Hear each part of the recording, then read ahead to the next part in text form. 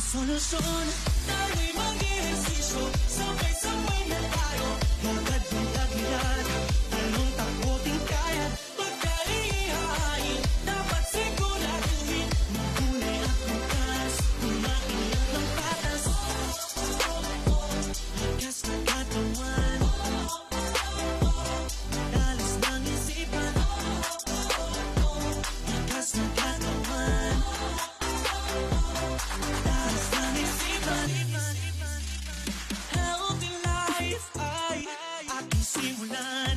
Maging malakas, maging malusog, puso at isipan. Mahusay na guro, ng inyong pamantasan. Hindi magpapatalo dahil laging healthy yan. Tamang nutrisyon, tiyak na solusyon. Tayo'y mag-ehersisyo, sabay-sabay na tayo. Lakad yung tagilid, talong takbo din kaya.